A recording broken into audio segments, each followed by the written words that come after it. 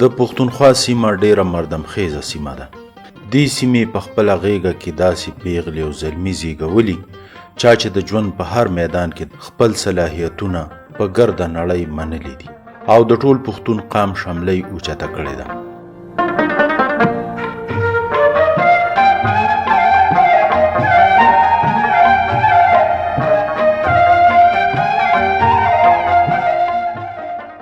په داسې ځوانانو کې یو نوم د یوسف خان هم دی، څوک چې په نړۍ کې د دلیپ کمار په نوم مشهور دی. یوسف خان المعروف دلیپ کمار د دسمبر په 11 کال 1922 کې د پیښور په مشهور بازار قصه خوانی کې پیدا شوی دی. د دلیپ کمار د پلار نوم لالا محمد سرور خان او د مور نوم عایشه بیگم. د لالا محمد سرور او د عایشه بیگم ټول 14 بچي چې پکې دلیپ کمار په 5م نمبر. د پیشې په لحاظ سره د دلیپ کمار پلار د میوو سوداګرو. دا د کال 1913 خبره ده چې کله لالا سرور خان دا فیصله وکړه چې د خپل کاروبار د لا پراختیا او د ماشومانو د اعلی تعلیم لپاره بمبئی ته هجرت وکړي او دارنګ دغه ټول خاندان د هندوستان بمبئی ښار ته منتقل شو. هر کله چې په کال 1940 کې چې لا د هغه عمر 20 کلونو د بمبئی نه د خپل کاروبار په غرض د هند یو بل ښار پونا ته لاړ او هلته یې تر 2 کلونو پورې د پروټو د کاروبار ترڅنګ کینټین کې کار کولو.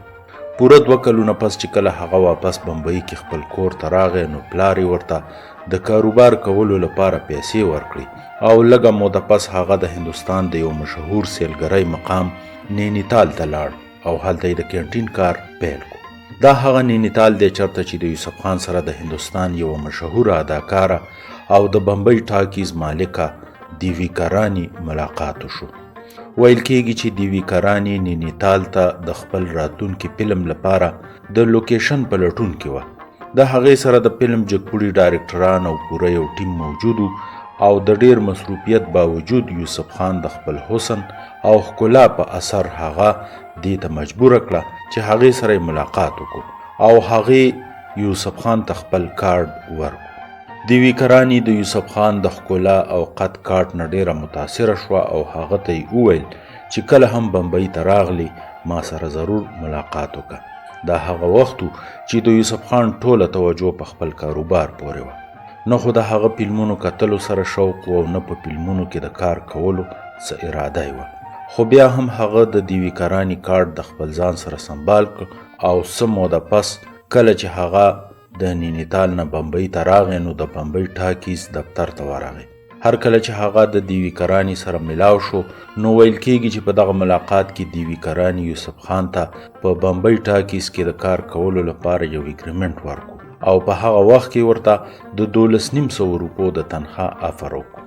یوسف خان د هغې دغه افر قبول کړو او فیصله یې وکړه چې هغه به په فلمونو کې د کار کولو په ځای د سکرپټ رایټینګ ته ترجیح ورکوي او دا ځکه چې که یو خوا د یوسف خان انګریزي لیکل او ویل زده نو بل خوا د هغه په اردو ژبه ډیر ښه عبور حاصل.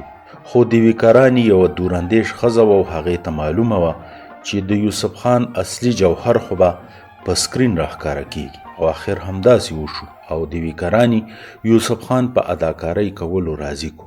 هر کله چې یوسف خان د هغې سره راضي شو چې په فلم سکرین راشي نو دغه وخت کې دیوی کا هغه ته وویل چې د یوسف خان نوم د فلم لپاره مناسب نه دی او ښه به دا وي چې یو ښکلی نوم کوم چې د فلم لپاره مناسب وي غوره کړي.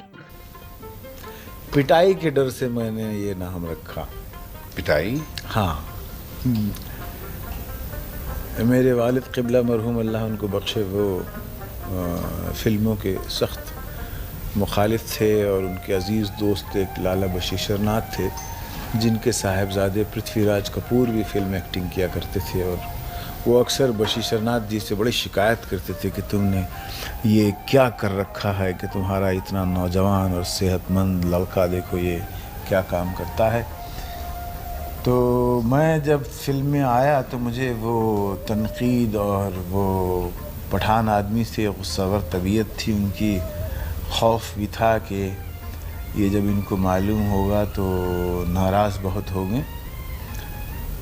और उस वक्त 2-3 नाम सामने रखे गए कि यूसुफ खान नाम रखा जाए या दिलीप कुमार रखा जाए या वासुदेव रखा जाए, तो मैंने अपनी ज़ाती तौर से कहा कि यूसुफ खान मत रखिए और जो आपके दिल में आए आप नाम रख दीजिए. او آخرکار چې یوسف خان دلیپ کمار شو او په کال 1944 کې لومبی فلم جوار باټا ریلیز شو، په کوم کې چې په لیډ رول کې مخې ته راغی. خو د بده مرغه دغه فلم په باکس آفیس دومره بزنس ونه کړی شو د څومره چې توقع لرل شو. د دغه فلم د ناکامۍ نه پس دیوی کرانی د یو بل فلم پروډکشن پیل کو او د دغه فلم نوم پراتیما. د دلیپ کمار دغه فلم هم څه خاص کامیابي ترلاسه نه کړی شو.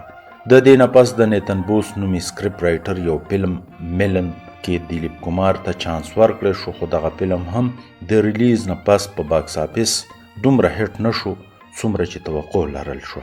د دریو مسلسل ناکامه فلمونو نه پس د هندي سینما ناقدینو دا رای وه چې دلیپ کمار یو ناکام هیرو دی، خو ولې د دیوی کرانی دا خیالو چې دلیپ کمار کې چې کوم خداداد صلاحیت پټ دی دا به یو ورځ د هندي سینما او فلم انډسټرۍ لپاره د شهرت او ویاړ سبب ګرځي.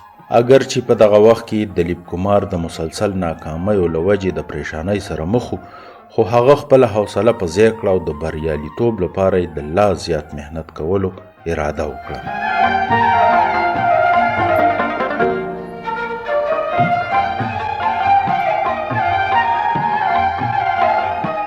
او دارنګ د دیوی کرانی څلورم فلم جگنو جوړېدل شروع شو. دا هغه فلم په کوم کې چې د دلیپ کمار په مقابل کې میډم نورجهان د هیروین په توګه مخې ته راغله، او دا هغه فلم کوم چې د هندي سینما په باکس آفیس سوپر هټ وګرځېدو.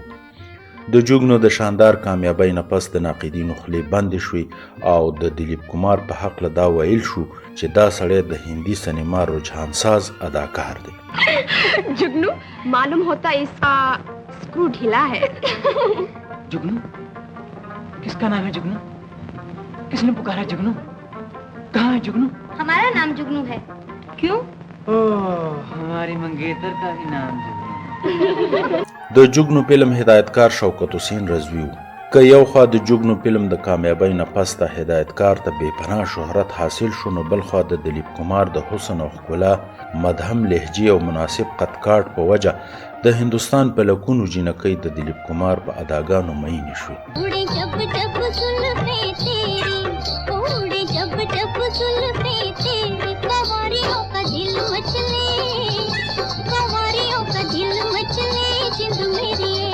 जब ऐसे चिकने चेहरे तो कैसे न नजर फिसले जिंद मेरी. دارنګ د 1946 نه تر 1948 پورې دلیپ کمار په 15 فلمونو کې کار وکړ. د یو نه پس بل او دارنګ بل سوپر هټ فلمونه راغلل چې ورسره نه یوازې د هندي سینما د پرمختیا سفر شروع شو بلکې د بالیوډ شهرت تر لرې لرې لاړ. ډیره موده پس چې کله دیوی کرانی خپله سوانح عمري ولیکله نو هغې لیکلي وو چې په کومه ورځ چې زما نظر په دلیپ کمار پریوتو نو ماته اندازه وشوه چې یوه ورځ به دا هلک د شهرت بلندیو ته رسي. د فلمي سفر تر دې پړاو د دلیپ کمار هیڅ قسمه رومانس یا سکانډل مخې ته نه و راغلی. هر کله چې په کال 1948 کې شهید نومي فلم ریلیز شو، په دغه فلم کې د دلیپ کمار په مقابل کې د هیروین په توګه کامنی کوشل مخې ته راغله، او دا هغه فلم د کوم په سیټ چې د دلیپ کمار او کامنی کوشل ترمنځ د مینې محبت خبرونه مشهور شو. د دې سره سره دغه فلمي جوړي او دغه فلم دومره مشهور او سوپر هټ شو چې د هندي سینما هغه ناقدین چې ویل به دلیپ کمار یو ناکام هیرو دی هغوی هم دا ومنله او دې ویلو باندې مجبور شو چې اداکاري د دلیپ کمار نه شروع کیږي او هم په دلیپ کمار ختمیږي. د داغ د سوپر هټ کامیابۍ نه پس انداز فلم راغی چې د هغې ټولې سندرې سوپر هټ شوې. د دې نه پس د دلیپ کمار اکثره فلمونه د مدوباله سره راغلل کوم چې زیات سوپر هټ او د هندي سینما کتونکو هم دغه جوړي ډیره خوښه کړه. دا هغه وخت چې د دلیپ کمار او د مدوباله د مینې محبت خبرې مشهورې وي او اخر چې دواړو دا فیصله وکړه چې واده وکړي، خو ویل کېږي چې په دغه رشته کې د مدوباله پلار رکاوټ جوړ شو. خبره تر دې حده راورسېده چې د دلیپ کمار او د مدوباله د پلار ترمنځ اختلافات تر عدالته لاړل. مدوباله دا غوښتل چې دلیپ کمار د زما د پلار نه معافي وغواړي، خو دغه غوښتنه دلیپ کمار قبوله نه کړه او دارنګ دغه دواړه د همیشه لپاره جدا کړل شو. د مدوباله د جدایي نه پس د دلیپ کمار په ژوند کې وجنتیماله راغله. دا یوه ډېره ښکلې ډانسره وه او د دوی دواړو آن سکرین کیمسټري خلکو ډېره خوښه کړه. خو دغه رشته هم په جدایي تمامه شوه او د هغې نه پس د دلیپ کمار په ژوند کې وحیده رحمان راغله. د دوی دواړو ترمنځ رومانس کامیاب شو یا نه شو، خو دې جوړي د هندي سینما کتونکو ته 3 سوپر هټ فلمونه ورکړل چې پکې آدمی، رام او شام او دل دیا درد لیا. د دې کامیاب فلمونو پس د دغه دواړو جدایي راغله. دا هغه وخت چې د دلیپ کمار عمر 44 کلونو ته رسیدلی و او د سینما کتونکو د دلیپ کمار مینوالو دا غوښتنه کوله او دغه ارزو یې لرله چې دلیپ کمار به واده کله کوي. اخر چې دغه ورځ راغله او د یوپي نه یو نوجوان او ښکلې پیغله په فلمونو کې د کار په غرض بمبۍ ته راغله. دا پیغله سایره بانو وه.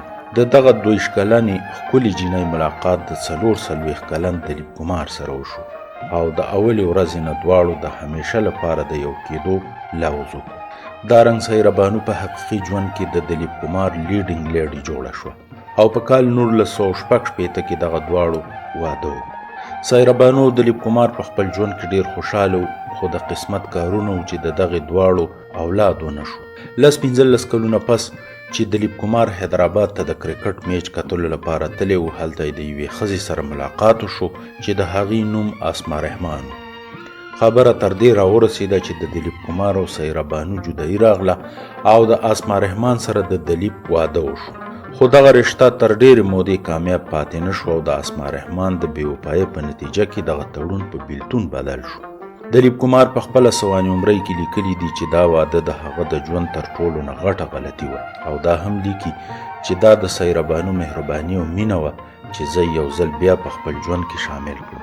دا هغه وخت چې هغه محسوس کړه چې په فلمونو کې د لو لیجنډ کار همیشه نه وي، نو ځکه هغه فیصله وکړه چې د اداکارۍ سره سره به سکرپټ رایټینګ او هدایتکاري هم کوي او په دې غرض هغه خپل پروډکشن هاوس جوړ کړ.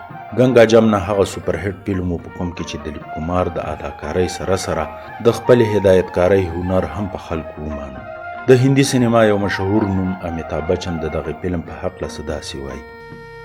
The film was called Ganga Jamna and has been mentioned many times by many people as one of his finest performances. And that has always remained with me throughout my career, throughout my life.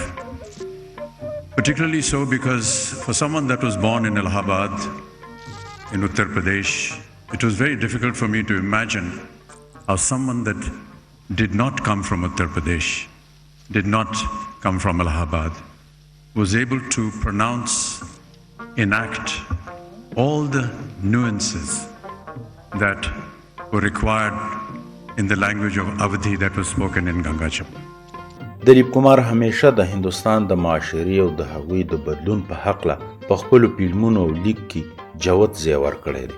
همدا وجه ده چې د هندوستان یو مشهور لیکوال لارډ میګارډ ډیسای په خپل کتاب کې لیکي چې دلیپ کمار د پنډت جواهرلال نهرو د خوښې اداکارو کوم ته چې آیډیل ویل شي. د هغه د کتاب نوم هم د نهروز آیډیل دلیپ کمار دی. دغه لیکوال دا خبره هسې نه وه کړې، بلکې دلیپ کمار په حقیقت کې د سوشلیزم او نهرویزم نه ډېر متاثر و او دغه ټوله نقشه هغه په خپل یو فلم لیډر کې ډېره په تفصیل سره وړاندې کړې ده. د هند ریاست د هغه د فن قدر کاوه او هغه ته د ریاست تر ټولو لوی اعزاز هم ورکړو او ورسره دلیپ کمار ته په راجیه سبا کې سیټ هم ورکړو. دارنګ د پاکستان ریاست هم د دلیپ کمار د خدماتو په رڼا کې هغه ته نشاني امتیاز ورکړو. یو وخت داسې هم راغی چې په هندوستان کې د بدلون اوازونه راپورته شو او د بابري مسجد د شهید کېدو واقعه رامخې ته شوه او د هندو مسلم فساداتو یو نه ختمېدونکې لړۍ پیل شوه. په دغه وخت کې په ګڼ شمېر کې مسلمانانو د دلیپ کمار نه دا غوښتنه وکړه چې په هندوستان کې د مظلوم او بې وسه مسلمانانو مشري وکړي. خو د څو ورځو د سوچ او مشورې پس دلیپ کمار دا اعلان وکړو چې هغه په عملی سیاست کې برخه اخیستو ته تیار نه دی او اخر چې دغه فیصله د هغه د ریټایرمنټ اعلان ثابت شو. دغه وخت کې د هغه عمر 15 کلونه او په بمبئی کې د خپلې ښځې سایره بانو سره اوسېدو. هغه د هر څه نه ډډه وکړه او فلمي نړۍ هم پرېښوده. هغه ته دا معلومه شوه چې دا هغه هندوستان پاتې نه دی د کوم هندوستان چې دې ځلانده ستوري عکاسي کوله. Now, one of the legends of Indian cinema, Dilip Kumar, has died at the age of 98. एक बहुत बड़ी खबर आ रही है, आपको बता दें दिलीप कुमार अब हमारे बीच नहीं रहे. Actor Dilip Kumar has died at the age of 98. The Bollywood star, who was nicknamed the Tragedy King, had been sick for some time. He was one of the three big names who dominated the golden age of Indian cinema from the 1940s to the 1960s. د پیښور نه تر بمبئی د مشکلاتو دغه ډک سفر اخر چې اختتام ته ورسید او په کال 2021 کې د جولای په 9 نیټه سحر 9:30 بجې د 200 کلونو په عمر کې دغه ځلانده ستوری د هندوستان د اسمان نه د همیشه لپاره پناه شو او په همهغه ورځ د ممبئی په جوهو مسلم سیمیټري ادیره کې د سرکاري اعزاز سره خاورو ته وسپارل شو.